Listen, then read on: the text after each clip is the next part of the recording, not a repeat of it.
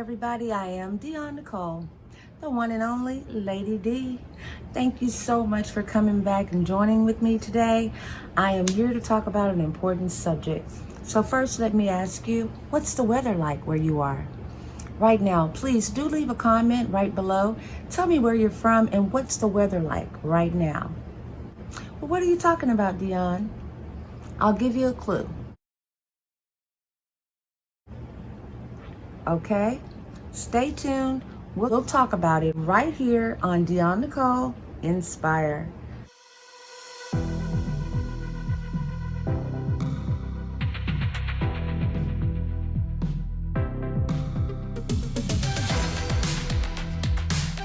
Okay, I asked you how was your weather. Let me show you mine. Okay, so we're going to break this down. I want to focus on 4 major topics. First being the weather, then the climate, then global warming, and then the climate crisis. And that'll be our focus. So what exactly is weather? Well, I'm going to explain. Weather is the state of the atmosphere at a place and time as regards heat, dryness, sunshine, wind, rain. Now, what's the difference between weather and climate? A lot of people get this mixed up. So let me explain what climate is. Climate is the weather conditions prevailing in an area in general or over a long period. Now, as we know, our climate changes, and there's different things that affects the changes. And climate change basically is a change or a shift of average conditions within the climate, such as temperature or rainfall. But again, this is over a region and over a long period of time. That's the difference. Now I'm going to show you some information from Nasa.gov talking about climate. So first, the evidence. How do we know that the climate is changing? I would like to bring your attention to this graph. This is the graph from the Nasa.gov site that shows us the current levels of the carbon dioxide in our atmosphere right now. And it's up 417 parts per million. Now back here in 1950, the levels were at around 300 parts per million. So from 1950 to 2021, the levels of carbon dioxide in the atmosphere rose 117 parts per million to make it now 417. That's a lot. Now before 1950, from 0 to 1950, the levels of carbon dioxide never rose above about 200. So that's quite an increase.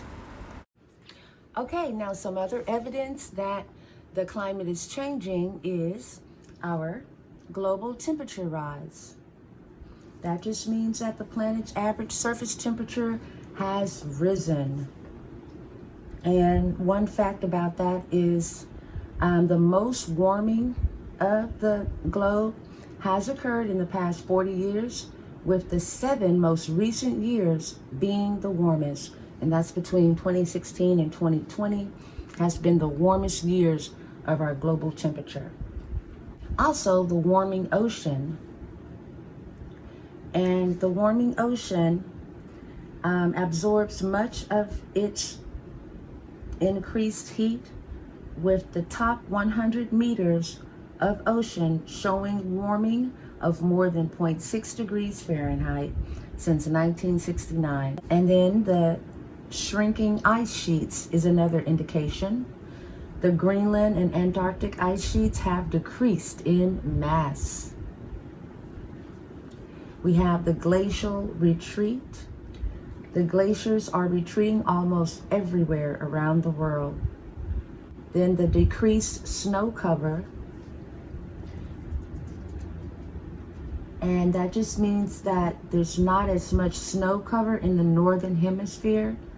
It has decreased over the past 5 decades. Also, the sea level rise. The global sea level rose about 8 inches in the last century, and it is accelerating slightly every year, the sea level. Then the declining Arctic sea ice is another indication. Both the extent and thickness of the Arctic sea ice has declined rapidly. It's the ice in the Arctic. And then there's the extreme events. So we all know that there's record number of high temperatures that's been recorded all over the United States. All of this really started changing after the 1950s, and it's been getting worse. Now we also have our ocean acidification. That just means there's a lot more acid in the ocean than before. It has increased about 30%.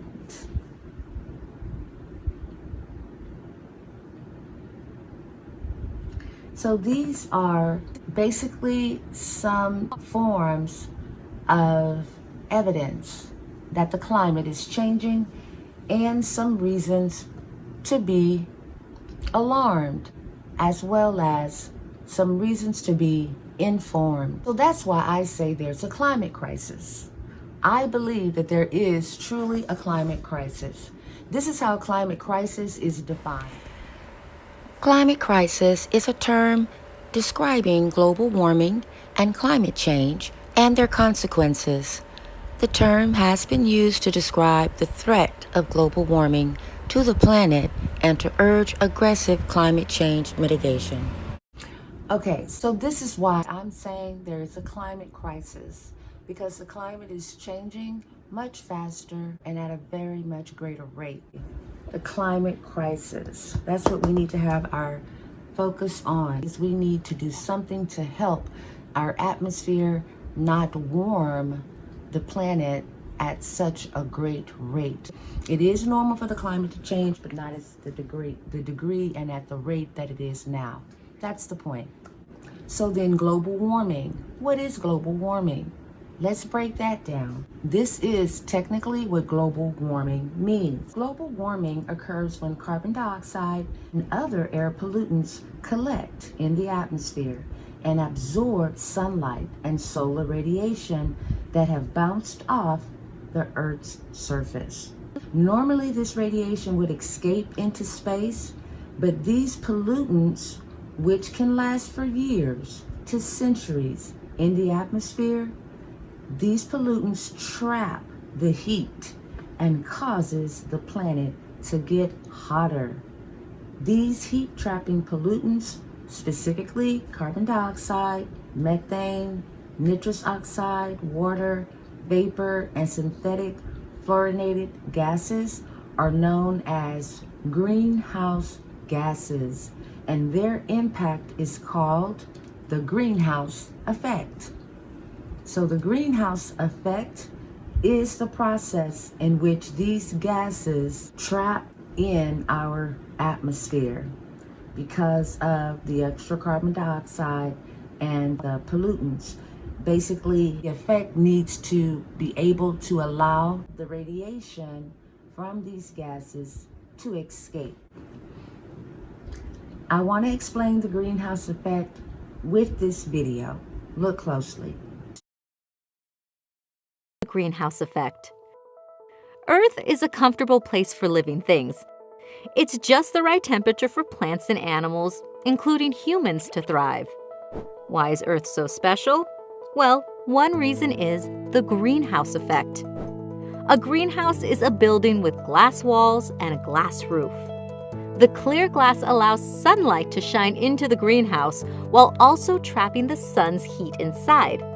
This is how a greenhouse keeps plants warm even at night and in the winter. The greenhouse effect keeps Earth warm in pretty much the same way. Earth isn't surrounded by glass, but it is surrounded by a jacket of gases called the atmosphere. In the daytime, the sun shines through the atmosphere, warming Earth's surface. After the sun goes down, Earth's surface cools. This releases heat back into the air.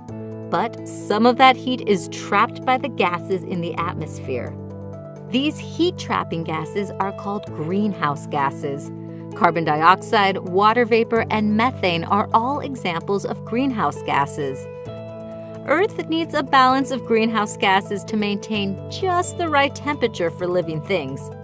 But some human activities are changing Earth's natural greenhouse effect. For example, burning fossil fuels like coal and oil releases more carbon dioxide into our atmosphere. So what does this all mean, and how can we help? We need to reduce the levels of carbon dioxide and pollutants in our air as much as we can. You're not the factory. You're not the refinery. In fact, there's been great debate about who's more responsible for the pollutants and the carbon dioxide. Some people say it's human activity. Other people say it's the factories and such. But that's not what this video is about. This video is about making a change. This video is about seeing the importance of how we can do things differently so that it will positively affect our planet. We want to save our planet, and this is what this video is about. Now let's look at the effects of climate change. Hi everybody, I'm back. And as we know, there are many effects of climate change, and all of them are very real. And as we know that these effects will continue throughout this century and beyond, the only thing we can do is slow it down, protect our Earth for ourselves, for our loved ones, for our grandchildren and future grandchildren. It's only the right thing to do. So some of the effects is that the temperatures will surely continue to rise. And the changes will be beyond this day or next year. It's going to be ongoing throughout this century. The frost-free season and the growing season will lengthen, and that is not good. Changes in precipitation patterns, more droughts, more heat waves, hurricanes will become stronger and more intense, and the sea level will rise 1 to 8 feet by 2100 if we get to see a 2100. Also, the Arctic is likely to be ice-free. Can you even imagine? So these are some really unfortunate changes that we can look forward to with climate change. However, there are things that we can do to make a difference right now, and I am going to let you know what they are. Please check it out. Anything that you see that you're not already doing, leave me a comment and let me know what was useful for you.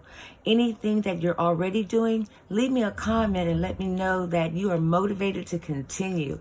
It's all up to us. One person at a time, we make the difference, and we can save our planet. We can preserve the time that it exists. Now, if you're a Christian and believe in the Bible, then you know that God's second coming is supposed to come by fire.